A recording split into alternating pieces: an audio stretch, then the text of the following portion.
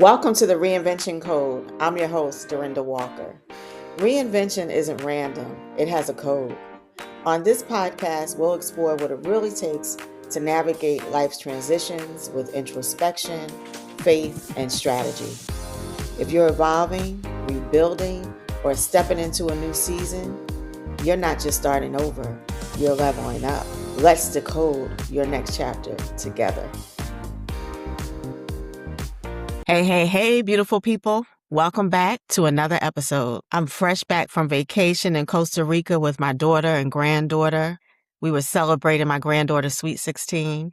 I hope all of you are enjoying the summer season, spending time with family and friends. But spending time with my daughter and granddaughter got me to thinking about me as a mother and about my legacy. So I'm a Gen X woman, right? A mother of 2 millennials and a Gen Xer, and a grandmother of a Gen Alpha. And if you were anywhere in that kind of season in your life, watching your children navigate this world, watching your grandchildren take their first steps into it, then you already know the mixed feeling of wonder, worry, pride, and a lot of prayer, right? Because the world they are inheriting looks different from the one that my generation was handed. I feel like the stakes are much higher. And whether I'm sitting on the beach in Costa Rica or scrolling through the news or in a meeting, with my team, one question keeps rising to the surface for me. What kind of legacy are we actually leaving our children and grandchildren? And I know I'm not alone in that. So today's episode is really born from that question. What legacy are we leaving? Because I believe that one of the most under-examined ways that we are failing the next generation, and honestly failing each other, is through ageism. And before you assume you know where this is going, I want you to stay with me, because the conversation I want to have today goes in both directions. We dismiss the young for being too green, right? And we push out the experience for being too old. And in doing both, we are leaving entire generations of wisdom and vision on the table, because ageism doesn't live in isolation, right? It lives alongside the other biases that we carry, the ones we don't always want to admit out loud. So that's where we're going to go today. So stay with me, because I know I'm preaching to the choir here, but we're really living in a historic moment. And I don't want us to take that lightly. Being abroad, I realize there's a growing restlessness, not just here in our country, in the United States, but across the globe. We're all doing this collective exhale, right? People are tired. We're tired of being unseen, tired of systems that weren't built with us in mind. We're exhausted from leaders who are more committed to power and what has always been done, the status quo, than what actually serves in the best interests of our collective humanity. That restlessness is producing a hunger for leaders who actually listen. And this is not about politics, right? It's not a political argument.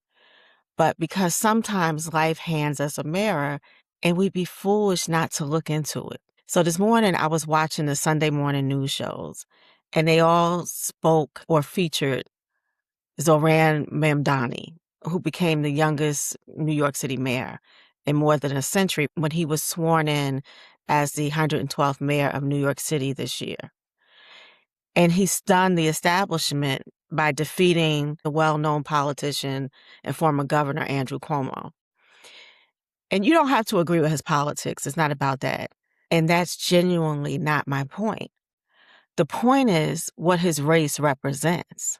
He campaigned on affordability, fare-free city buses, universal childcare, city-owned grocery stores, a rent freeze on stabilized units. Those weren't abstract policy ideas, right? They were answers to questions real people were asking every single day in New York City. Can I afford my rent? Can I afford to raise my children here? Is anyone in power actually listening to me? And I'm sure that's not just for New York City residents. It's happening across the country. And then when he endorsed candidates in congressional primary races just months into his term, they swept those races, right? And people on both sides, Democrats and Republicans, were caught off guard. But here's what I kept thinking when I was listening to the political pundits. Why were they surprised when people respond to being heard? They saw what he was doing in New York and they said, this man hears my concerns and he did something about it. So we are living in a moment where a generation, my children's generation and my grandchild's generation, is not asking for radical revolution. They're asking for basic human dignity, right? Something we all want: fair living wage, affordable housing, accessible health care, child care that doesn't cost more than your mortgage or your rent, an education that doesn't bury our children and grandchildren in debt before their life and career even begins. So those aren't partisan demands. Those are what really answers to a parent's prayer. So when leaders, regardless of age, party, or pedigree, fail to listen to those needs, eventually the room stops waiting, right? And they start moving without them. So that's what happened in New York. And that's the leadership lesson. And when leaders, regardless of age, party, or pedigree, fail to listen to the needs of everyone, eventually the room stops waiting, right? And they start moving without them. And so that's the leadership lesson. And it brings me to the heart of what I want to talk about today. We didn't grow up the same, and that matters because I think we skip over something important when we talk about generational differences. We treat it like a preference issue, like it's about music taste or communication style, but it goes much deeper than that. I'm a Gen Xer, and the way I grew up is fundamentally different from the world my children and my granddaughter were raised in. I'm not saying it's better or worse, but it's different, right? And understanding that difference is the beginning of being able to learn from each other. And here's what I remember about growing up as a Gen Xer. The magic of my childhood came from the utter freedom that we had to explore the world around us. They say we were latchkey kids, and that's true. We let ourselves in after school. We made our own meals. We watched TV until bedtime. We rode bikes without helmets. We piled in the cars without seatbelts. We roamed neighborhoods without cell phones or GPS trackers, right? No one was tracking our every move. And our parents' instruction was simple: be home before the streetlights came on. That was the whole system during our Gen X years. We were unsupervised, underscheduled, and largely left to figure things out. And that built a certain resilience and self-reliance, right? We have a capacity to sit with discomfort and we problem solve our way out of things. But there's also a part we don't talk about enough. Many of us took that same Gen X freedom and turned it into fear when we became parents. We were completely wild and unsupervised. At least I know I was. And then we turned around and wouldn't let our kids do half the things that we did. We watched the news differently than our parents did. So we built a protective bubble around our children that we never had ourselves. Not out of weakness, but out of love and awareness and out of a genuine desire to shield them from dangers that will come more visible and more real to us. But as much as we tried to protect them, they still experienced something we never had to. Most millennials were between the ages of 5 and 20 when the September 11th attacks shook the nation and the world. And many were old enough to comprehend the full historical significance of that moment. It wasn't just a news story to them, right? Terrorism became a reality for them. And it is something that Gen X parents couldn't protect them from. I couldn't protect my kids from experiencing that. And many millennials were entering the workforce during the financial crisis of 2008 and 2009 and the recession, which fundamentally shaped their finances and economic views. They did everything we told them to do. They went to school, they got the degrees, they followed the path, and still came out on the other side of a collapsed economy. And that kind of systemic betrayal gave them a different perspective. And then there's Gen Z. Gen Z is not only the first generation to live their entire lives with mobile devices and social media, they're also growing up with school lockdown drills, increasingly frequent reports of mass shootings, and a ballooning mental health crisis, right? So let's let that land for a moment. These children learn active shooter protocols the way my generation learned about fire drills. There have been over 300 school shootings since 1997. We now have a generation of students who carry an underlying fear of simply going to school. That's a weight that my generation, Gen X, never carried into the classroom. We went to school and assumed we would come home. There might be a fist fight, but we knew we'd be coming home. But our grandchildren can't blindly make that assumption. And then when COVID hit, Gen Z became teenagers during that political polarization and the pandemic. This generation learned early that the world is unpredictable. Their proms were canceled, their graduations were virtual, their first years in the workforce were defined by layoffs and pivots. They watched everything they were promised get rearranged, and they were just expected to adapt, often alone in their rooms, through their mobile device. And I know for me, that's not how I want my children to live. Gen Z grew up with economic instability, school shootings, climate anxiety. They've never known a world that fully felt stable. And yet they still show up. So we need to commend them for that.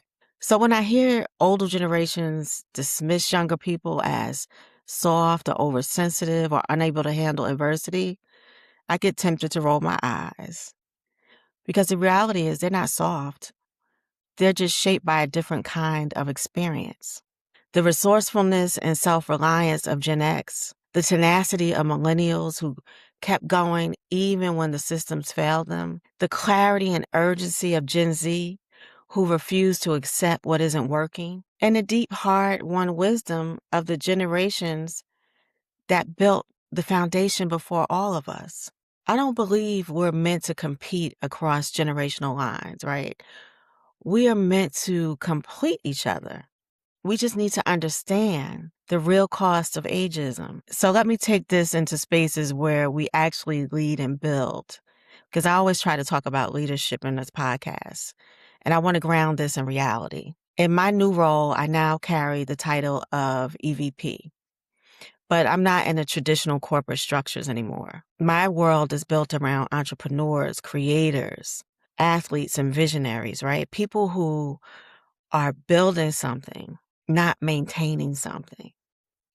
And that shift has deepened everything I'm about to say. Because when you operate in spaces where results are the only currency, you stop having the luxury of letting bias make your hiring decisions. Ageism in leadership runs in both directions, and I have stories for both sides.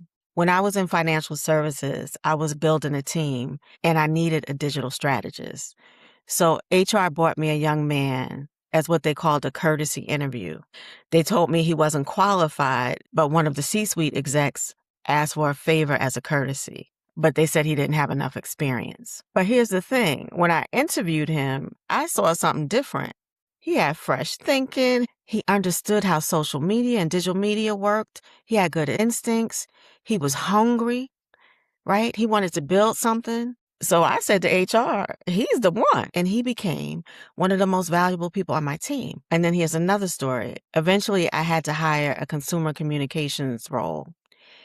And I picked an older white Jewish woman to interview among many people, many diverse people. But HR said she's probably not the right fit for your team. But I proceeded with the interview because something about her resume just stood out to me.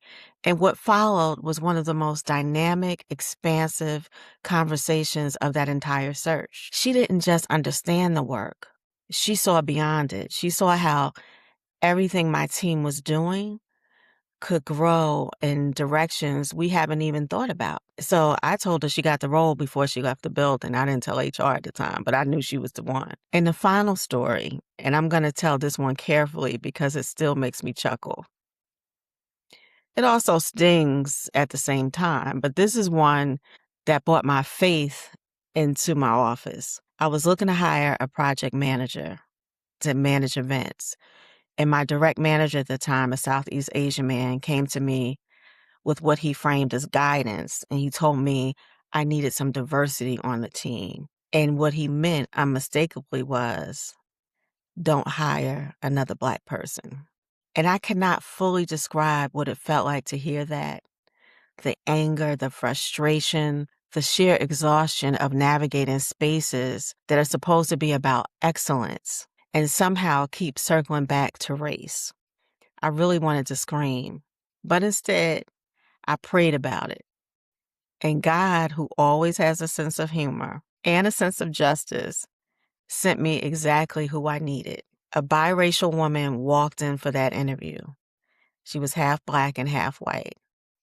Someone who could easily pass as white. So when I asked her why she wanted the position, she looked at me and said, I want to work on initiatives that help my people, Black people, to find financial wellness. And I looked at her, I said, you Black? Because again, that was my own bias and assumptions, right? Because you couldn't tell just by looking at her. I kind of figured it out when she opened her mouth, but I didn't want to make assumptions. And in that moment, I sat back and smiled. I didn't need to ask another question. I sent her to the second round interview with my direct manager, right? And he thought she was phenomenal, as I did. So he came back and he said, oh, we have to hire her. And I had the absolute privilege of saying, I'm so glad we're able to bring another Black woman on who shares the same values as I do. When I tell you his mouth was wide open, he said, what do you mean? She's not Black. And I said, oh, yes, she is. She's biracial and she identifies as a Black woman.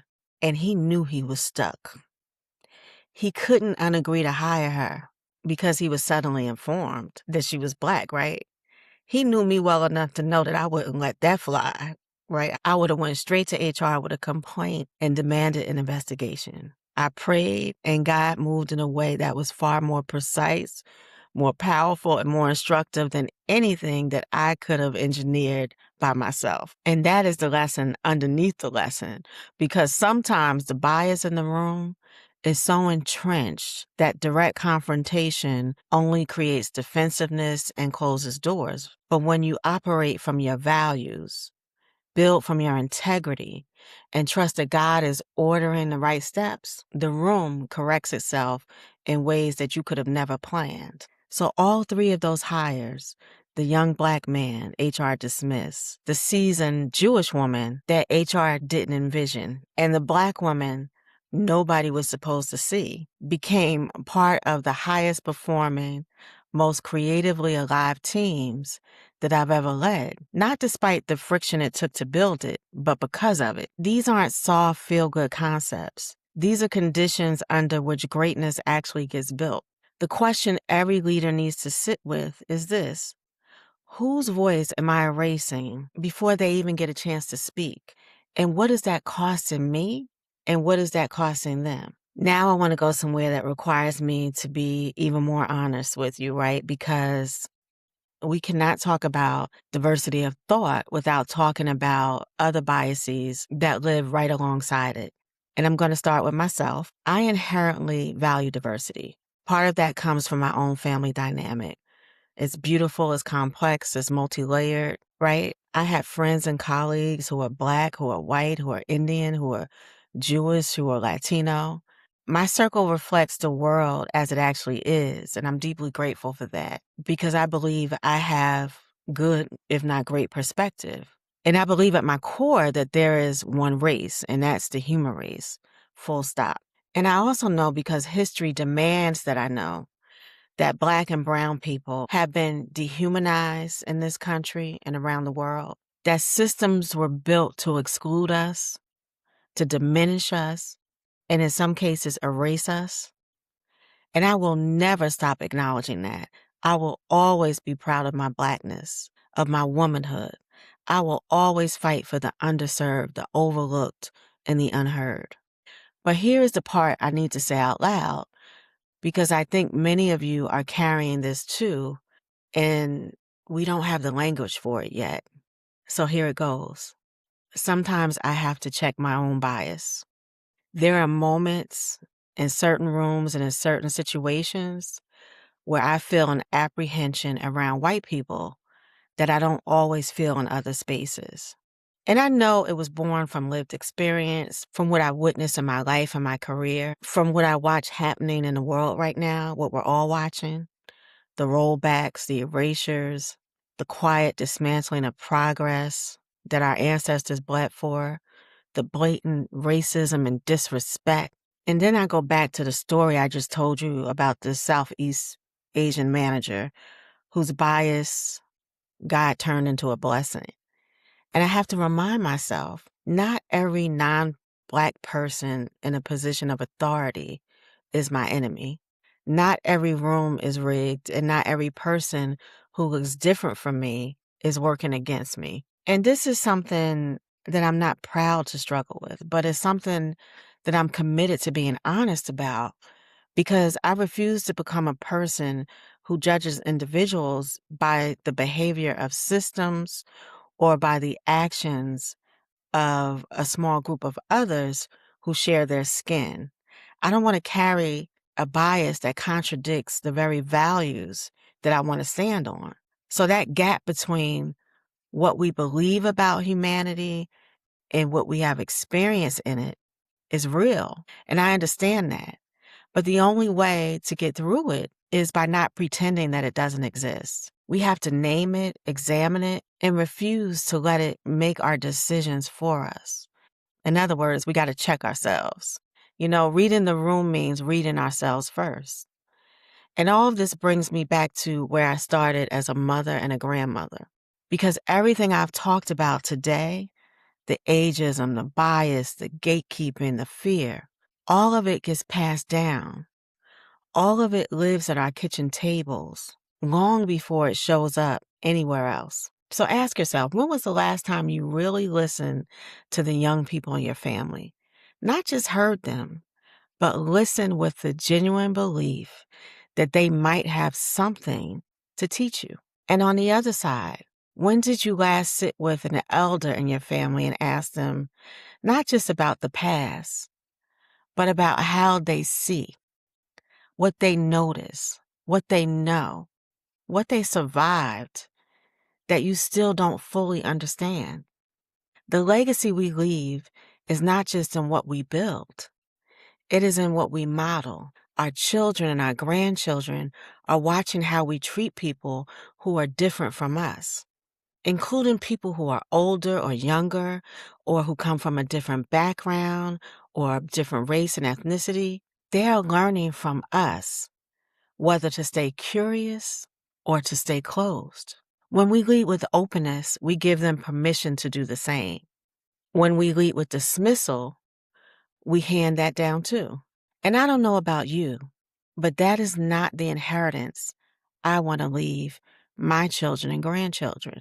So here are the codes for this episode, and I want you to write them down if you need to, right? Put it somewhere you'll see it and constantly remind yourself. So number one is audit your assumptions. Before you can lead others well, you have to examine what you brought into the room with you. Your assumptions about age, about race, about experience, about who belongs and who doesn't, they're not neutral, right? We have to name them, challenge them, or they will make our decisions for us, right? And number two, honor every generation in the room. Experience without curiosity makes you rigid, and vision without wisdom becomes recklessness, because we need both. Every generation carries something the others need, and we're not meant to compete across those lines. We're truly meant to complete each other. And finally, and to me this is an important one, sometimes we have to let the battle be God's, because some rooms are rigged before we even walk in them. Some biases are too entrenched to argue with directly, right? Faith means doing your part with excellence and integrity, and trusting that what is meant for you will not be blocked by someone else's blindness. You don't always have to fight. I learned that in corporate America. Sometimes you just have to be faithful and watch God move. The room will always tell you what it needs. Reinvention begins the moment you choose to listen to others, to yourself, and to what God is already doing that you almost talked yourself out of. I'm Dorinda Walker. This is the Reinvention Code. Until next time, keep breaking cycles, keep building legacies, and remember, reinvention is not a destination, it's a decision. As always, I wish you much peace and many blessings, much joy. And if something in this episode resonated, please like, share, and comment. And I'll see you on the next episode. Thank you for listening to the Reinvention Code. If this episode resonated with you, share it with someone who's stepping into their next season. And don't forget to subscribe so you never miss a conversation. Remember, reinvention isn't random, it has a code. I'll see you next time.